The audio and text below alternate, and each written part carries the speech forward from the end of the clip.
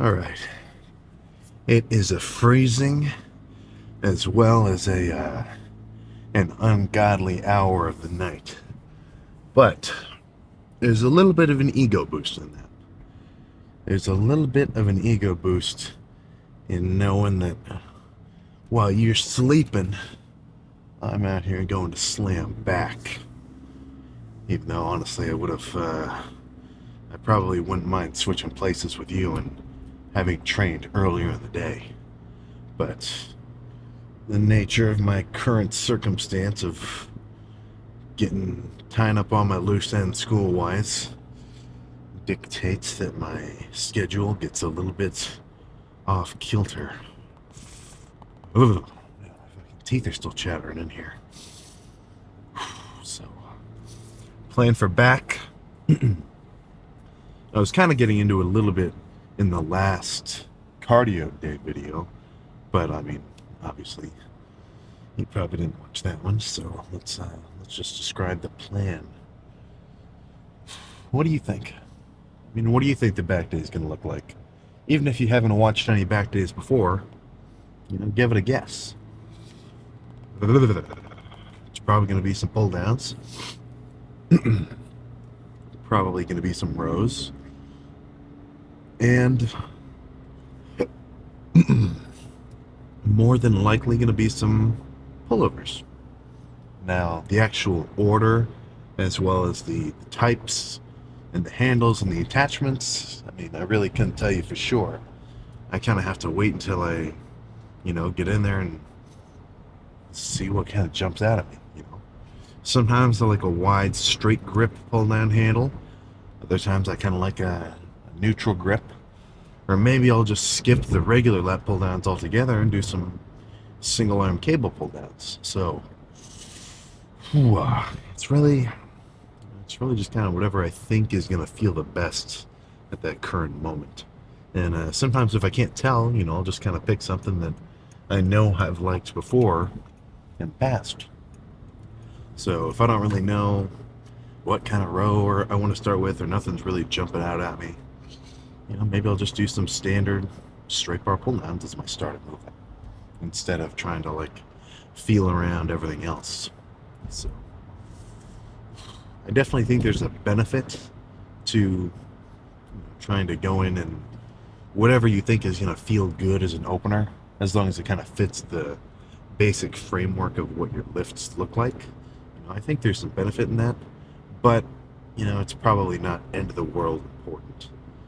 If you've got a basic lift that you like, I don't think it's going to hurt you to just repeat it for a couple weeks straight, as long as you actually push it every lift. I don't think that it would be a waste of time for me to go in and if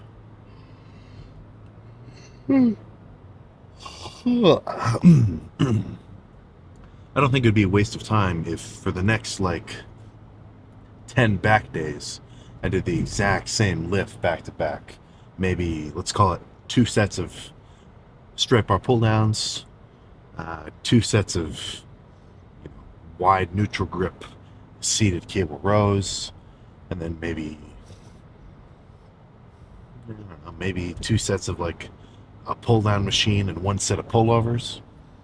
I think if I actually pushed it on all my sets and I did that same lift week to week to week for a couple weeks, that'd be good for me.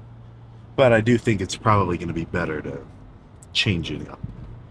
Yes. I can tell I'm fumbling my words. I'll accommodate. Yeah, you see what I'm saying? I'd say that's credit to a variety of reasons: brain fog, tiredness, and coldness. I gotta turn up the heat. But regardless, it's still gonna be a good lift.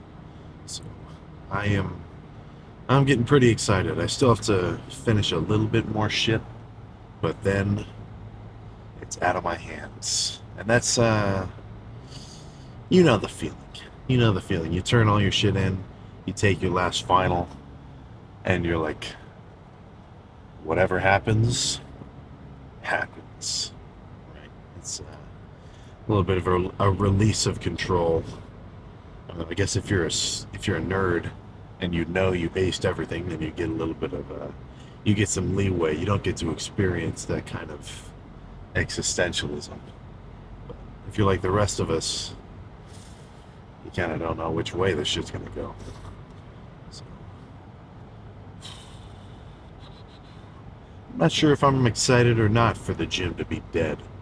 I honestly, I'd be surprised if there was more than one person in there. Which sometimes it's nice. It is just kind of cool to have the gym all to yourself.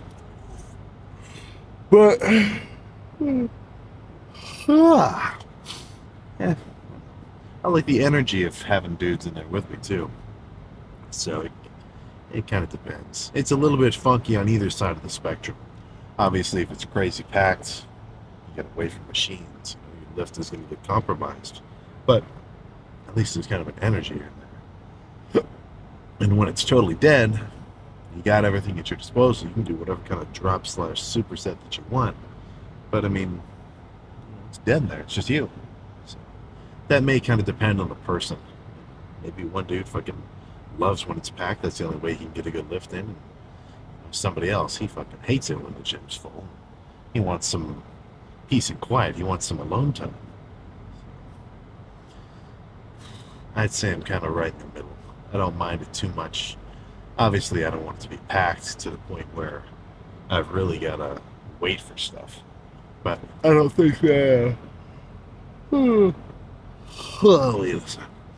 don't think that's a rare take.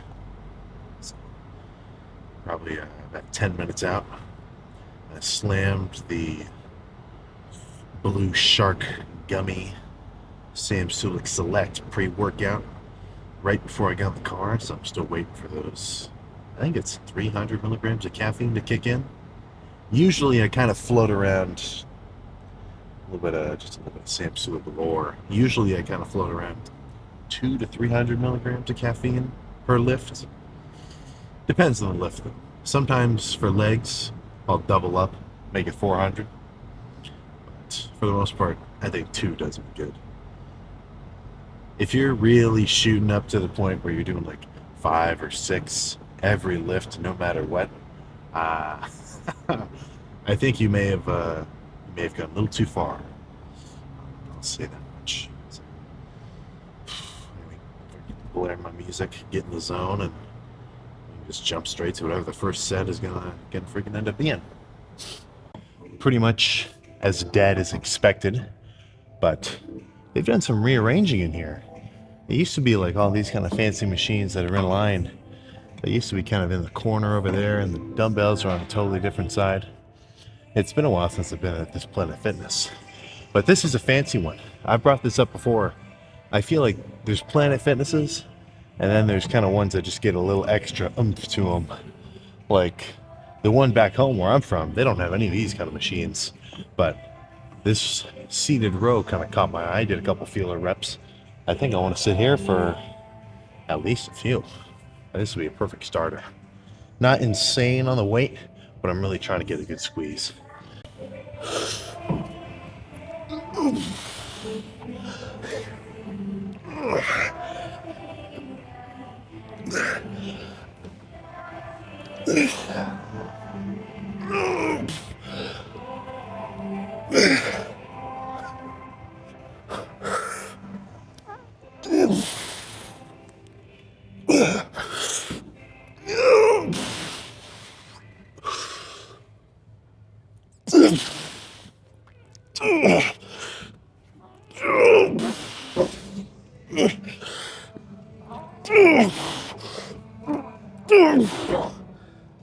Okay.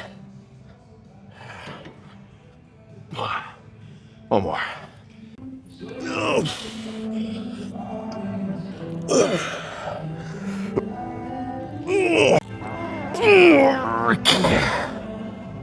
Whew.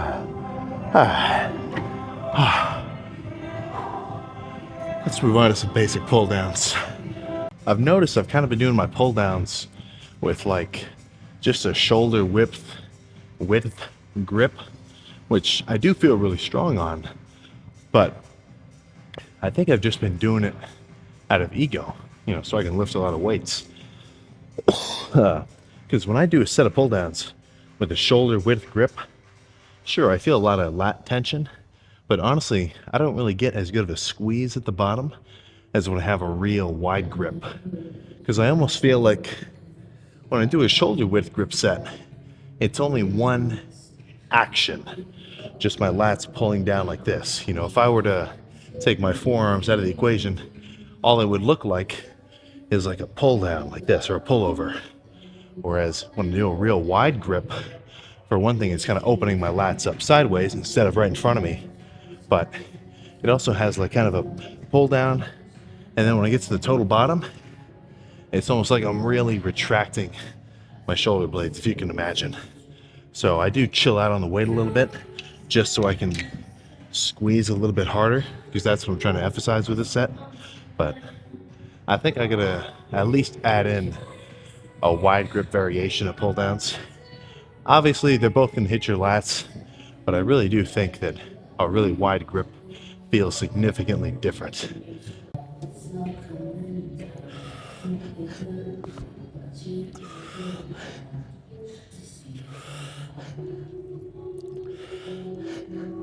Ugh.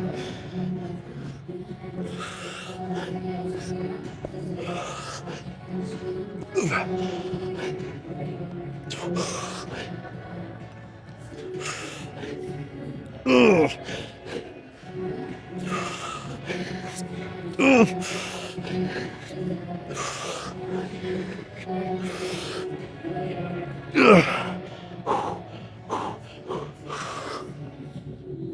Okay. One more like that. I think I might do a normal set, and then when I do a drop set, I'll do some behind the neck. Not that I think it's that special, but it just kind of does give me a little bit of just a different kind of squeeze. You know, it's really just to add a little bit more variability to the set. You know, I don't know if I would necessarily say behind the back is even necessary at all. But since it does feel a little bit different than just normal in front of me, I think it's at least worth throwing in, maybe every so often. So we'll just see how it feels.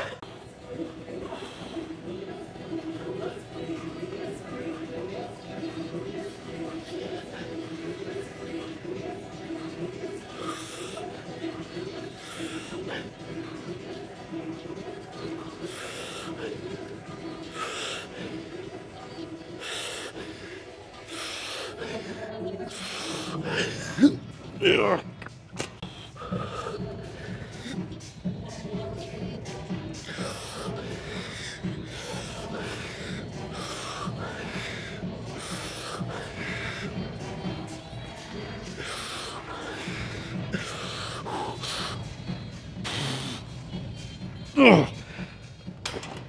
Okay.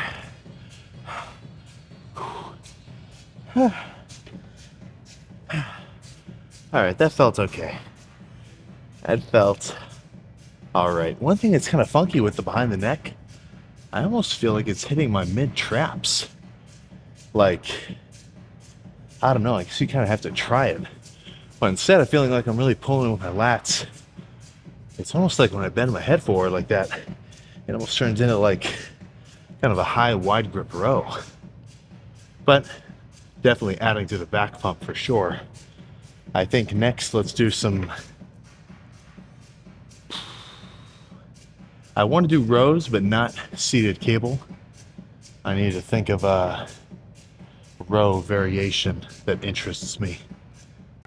I would honestly prefer if these handles were maybe a foot or two wider, because when I do these seated rows with one cable for each handle, I kind of like when the cables are far apart, like not shoulder width, I'm talking like wingspan width, because then when I'm doing the rows, rather than just pulling like straight towards my body and having my hands be the same distance apart from each other, when they're really wide out here in the beginning and then I can contract them closer together, I feel like I just get maybe not a better stretch Because obviously if I do a straight bar row, like on the seated cable over there, I'm still going to get a big stretch in front.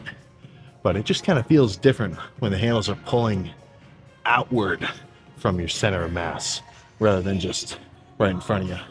But either way, I'm really going to push the weight on this one and just try to have a lot of tension on my mid upper back. Hold it for maybe a second and then back down. And once I can't really hold it anymore, that'll kind of be my cue to end it. And then either do another one or this might be it.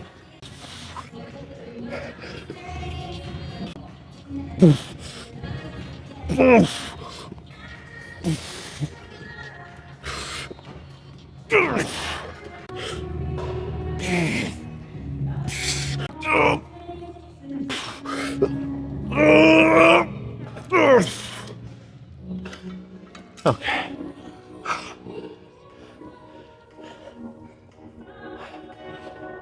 All right, I lied. One more set of pullovers, and then we're done.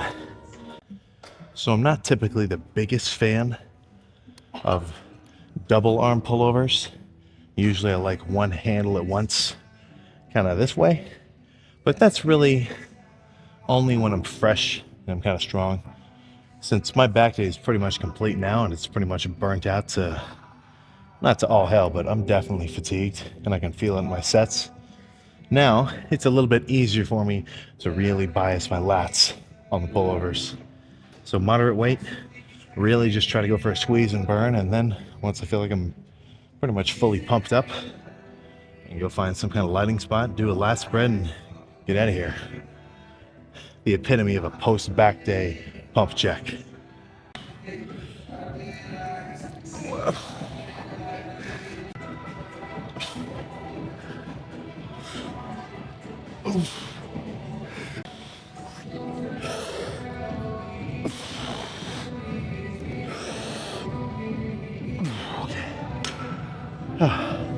Yeah, let's go check it out. It's been a while since I posed down in here. Still, probably up there in the top, maybe 3 lighting spots in this gym. So, solid lighting, more than good enough to see what kind of shit went down with that back day. So, dude, I'll be real with you. I kind of feel like total shit. Oh, maybe not necessarily like just walking around normal feeling, but just kind of fucking light, dehydrated. I don't know. Honestly, I think ever since the California trip, just from fucking shaking so many hands, I think somebody fucking exposed me to some kind of something that's been fucking with me. Whew. But clearly not bad enough to turn this back pump into anything rough. There we go.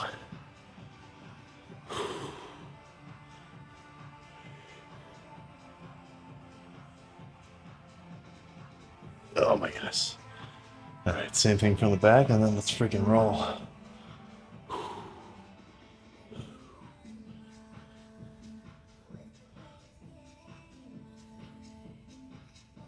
Oh my god.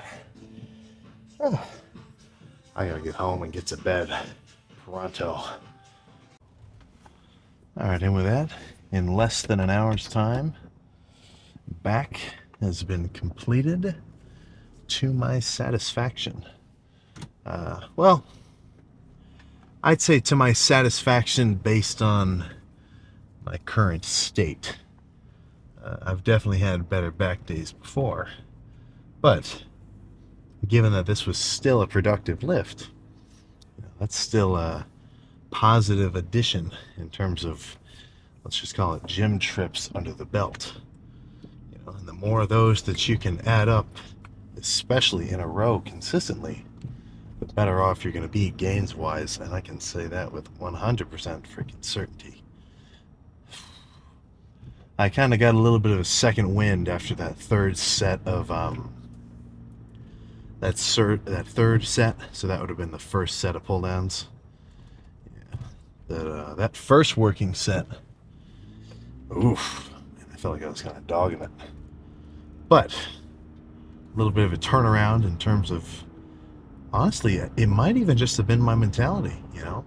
Like if you're doing your lift and like the first 3 reps, maybe you're not crazy hype, but then, or the first 3 sets rather, but then, set number 4 kicks in, something about the song that you picked, or just some kind of, maybe an X factor, just kind of gets your blood flowing a little bit faster. That can change the whole tide of a lift, man. Right? I mean, you got to think your mentality is a pretty strong fucking factor. If you take 2 dudes who are equally matched, one, and you pit them against each other, fucking UFC style, and one dude's like, oh crap, I don't know if I could beat this guy. Fuck. Oh shit, I don't know. But then the other guy's like, I'm gonna whoop this guy's fucking ass. I mean, even if they've got equal skill, that guy who's got that dog in him, he's gonna have an edge. He's gonna have a freaking edge. So the same thing is gonna apply to your lifts. If somehow you can turn around whatever BS you got to deal with and just a little bit of hype, the better off you're gonna be, man. Kind of just kind of thinking this on the way in there. I mean, I was like, fuck, gonna feel like shit, but it's not gonna stop me though. Come on, let's. Now, whether or not this is actually the best move, and whether potentially I should have just stayed home and got extra rest, I don't know. Maybe I'm a fool for going in if I'm in a compromised state, but I kind of do think that you'll get better results if you're that crazy. I think the guy who's more prone to skip the gym if he doesn't feel 100%, I don't think he's going to get as much progress as the guy who's willing to go in even when he kind of feels like trash. It's just because, sure, maybe those lifts aren't as productive as the ones where somebody's fully rested and fed and they're actually 100% fresh, obviously. But just to kind of go through that process, I think the guy who's willing to go hard when he feels like trash, when he feels really good, his lifts are going to be even better than the guy who only goes in when everything's perfect. I mean, you can't really rely on that kind of preparation, at least not all the time. Obviously, if you're an experienced lifter and like this is your thing, this is your shit, then you're going to kind of orientate your whole routine around making sure that you have good lifts on a consistent basis. You're probably going to wake up at a specific time, eat a specific thing, go do your morning cardio like you should, come back, eat some more, make sure you're fully hydrated, take all your vitamins and fish oils and whatever else. And then by the time it's whatever time it is for you to lift, you're like, all right, now I'm hyped, just because everything's going your way. But come on, this is elementary school, fucking, you got bullied on the playground level speech. Not everything's gonna go your way. Sometimes you're gonna get kind of fucked up. But when you do, whatever. Who gives a shit? Push it. Do not forget to push it. So I don't want to say what time it is, but the sun will be up relatively soon. Not that soon, but it's closer to daytime than it was to nighttime, as it were. So I've got a little bit of a decision. I don't have any responsibilities except for finishing a project. I've got a little bit of extra shit to finish. So what do? Do I just finish it after this when I get home and then sleep until I'm fully slept, wake up tomorrow? Or do I go to sleep and finish it tomorrow? I don't know. Part of me, yeah, I think I want to just get it done and then finally end the semester with a crazy, long, deep night's rest. Oh, man. This happens to me at the end of every semester. Oh my God. I just had a dream that I was like late to an exam for a random class that I'm not even taking. I always get like end of semester every time. I always get a little bit anxious. Like it's just A lot of stuff coming together. Not ideal. Not freaking ideal. So there will be a little bit of a transition period for me, I'm certain. It always happens. You know, even by next week, when I'm just at home chilling in my own bed, I'm sure I'll probably wake up at like 7 in kind of a like a jolt. I'm like, oh crap, I have to wait. No, I don't. What am I talking about? Go back to sleep. Go back to freaking sleep. But that'll be nice though. More rest is definitely going to correlate with more gains. That is for sure. And I've been slacking in the rest department. I can guarantee it. So I need to get back on that solid. Honestly, I'm gonna try to get on that 10-hour grind. Go to bed at like 8 o'clock. That would be nice. That would be freaking nice. So, go home, drink my drinks, eat some ground beef, some rice, a little bit of cheese with barbecue sauce mixed in. I think I'm just gonna try to bust out that little bit of work and pass out. And tomorrow is gonna be arm day. So I say I'm gonna do morning cardio, but there's no chance I wake up tomorrow at any time that ends in AM. So it'll really be afternoon cardio with a lift later on that night. Arms, tries, buys, forearms, and I'll probably add calves in. It's been a couple days since I've done calves, like a total slacker. But I don't know. I guess I don't want to say I can get away with skipping calves. I do want them to get a little bit bigger, but they're not really too far behind.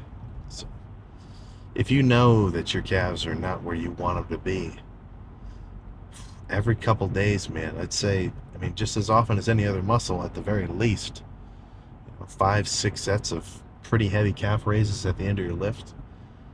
I think it'll do you good. And I can almost guarantee that you're not hitting calves, at least not on a consistent basis. Nobody does. And I'm not saying that like, well, I don't know, that's kind of true. I've been skipping calves a little bit too. But, if you want change, you gotta do shit. You can't just expect to grow without any muscular stimulation. That's not how this shit works. That's the whole point of going into the gym in the first place. Right? Pretty much each day, you pick a couple different body parts, or muscle groups rather, and you say, guess what, pal? I'm gonna beat the shit out of you today. Right? They get beaten down, and then, like anybody with some ounce of pride, they're gonna build themselves up stronger over time.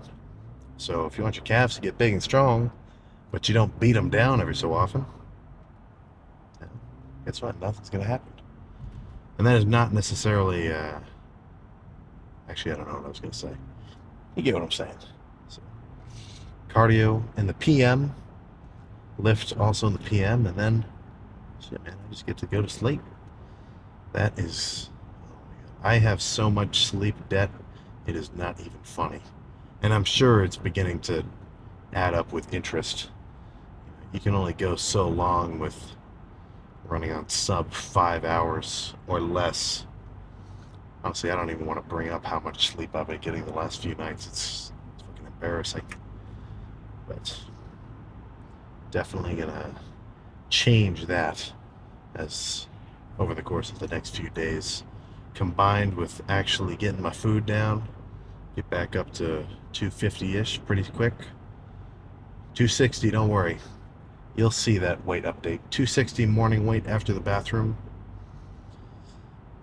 Just wait for it. That kind of brings up a pretty worthwhile topic. When it comes to weighing yourself, I think that having a scale in the gym is pretty much worthless. Just because by the time that you actually go into the gym, let's say you're going in like 6 o'clock or something after school or after work. By the time you get in there, you had your whole day of eating and drinking, or potentially not eating so much as normal and not drinking so much as normal. So as your day progresses, your weight can fluctuate drastically. Right? if I wake up dehydrated and maybe I didn't eat a ton of food the night before, and then I have a huge breakfast, big ass lunch, maybe another meal in between, plus like a gallon of water, I could be 10 pounds heavier later in the day than I was at the beginning. Now, actually, that's probably a little bit of an overestimation, but at least 6 for sure, and it wouldn't even really feel like it. So, it can just really change. The best time to track your weight, if you do want to track that kind of stuff and see a trend line over time, is you get up, go to the bathroom in the morning, and then before eating or drinking anything, then you hop on the scale, because that's going to give you a repeatable state, well, a repeatable state, which you'll be able to actually compare day to day, week to week, and month to month, and see if you're actually making changes. Because if you're not, right, then that data is really, it's not even speaking to you, it's yelling at you that you got to change something with your routine. And if you're trying to lose weight and you're just floating at the same fucking, 200 pounds or whatever, then guess what? Some shit's got to change. And if you track your weight over a couple of months and you're trying to diet down and you actually think that you should be losing weight, but you're really gaining weight, then something really has to change. And then, same thing in reverse. If you're trying to bulk up, but your weight is just fucking locked in at 180, I don't think you're doing the wrong training split. You're probably just not eating enough food. You're not getting enough calories into your system. Right? Assuming you're getting your gram per pound of or a gram of protein per pound of body weight into your system per day, then yeah, the only thing that I think you need to change is eating more food. Right? So get a couple more 100 grams of carbs worth of rice in per day.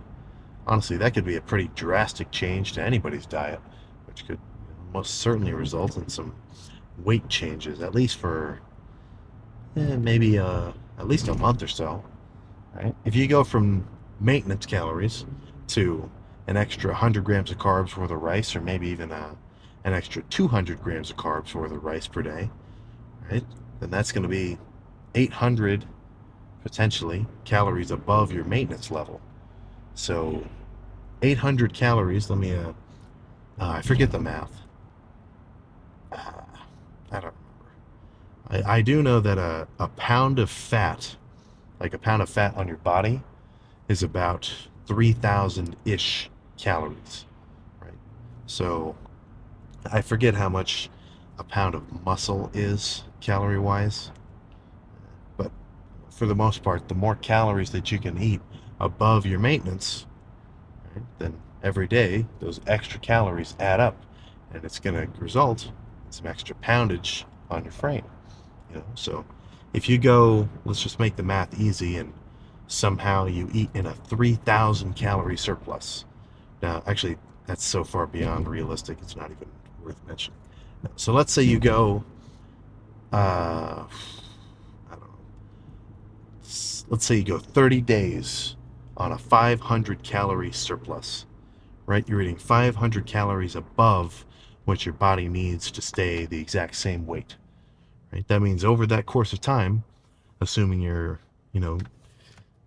base maintenance calorie stays the same, as you get bigger, it's actually going to increase, but let's just say it stays the same over this 30-day period for simplicity.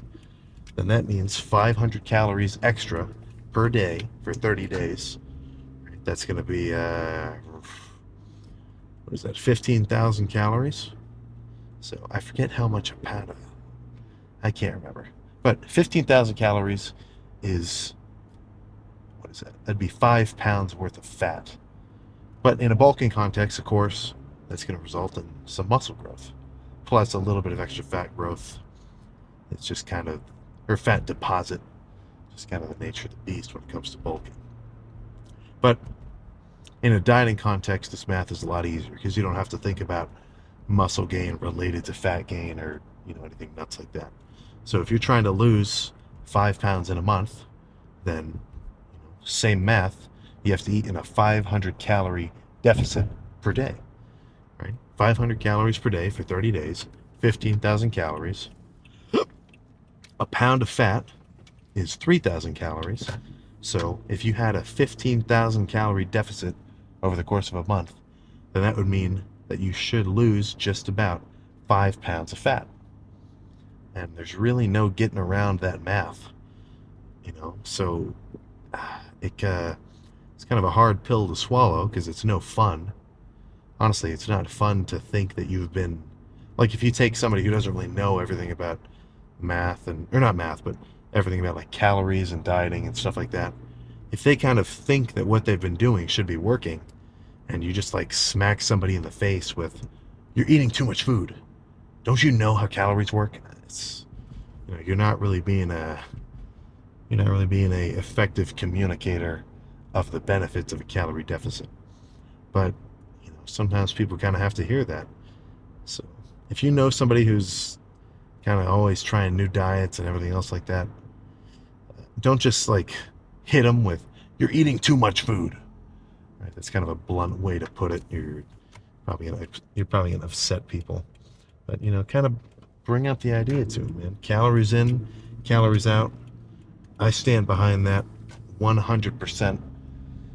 And that's I know it sounds kind of funky because it's such a science-based thing to say, but that is legit. If there's anything uh, body composition related, because obviously losing fat, you don't have to be a bodybuilder to do that. You don't even have to go to the gym to do that. That's purely you do that purely with diet manipulation. So let's just call it body recomposition. Obviously I kind of tend or trend to focus more so on muscle growth, of course, but fat loss is also a pretty big part of this equation. So if I say anything, or if you want to listen to anything that I bring up or, spout on about or anything, the one thing that I totally want you to fucking take to heart is that calories in, calories out, surplus, maintenance, deficit, that is 100% the best way to go about it, at least in a very technically effective way. Right? Now, of course, if you hit somebody with, okay, you need to eat 2,000 calories for the next 30 days if you want to lose X amount of pounds, that is true, but it's not the whole picture. Because then you're just saying, oh, 2,000 calories of what? What are you talking about? So that's where being a little bit more knowledgeable about macros and grams of protein and fats and carbs and high satiating foods or low calorie density foods.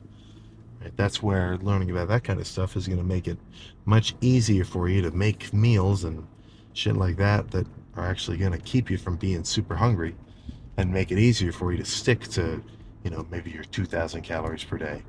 And then same thing in reverse.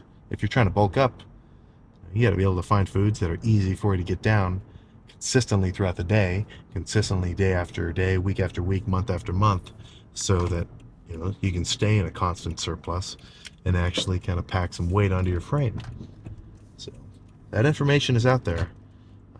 I feel like I've kind of been spouting on long enough. This isn't a diet video. This is a back workout video. But if you can watch a couple macro tracking tutorial style, even just like shorts or whatever else, or honestly just by keeping an open mind about it, I'm sure honestly even just by thinking about it, I'm sure your phone will somehow pick up based on like your facial recognition software that you're thinking about macros, and it'll start showing you TikToks about it. But if you're kind of having trouble, you're not really, your weight's plateaued, be it you're trying to bulk up or cut down, cannot stress it enough. Start tracking your macros. But I think that's all I gotta say. Oh, I'm excited to be fully rested again.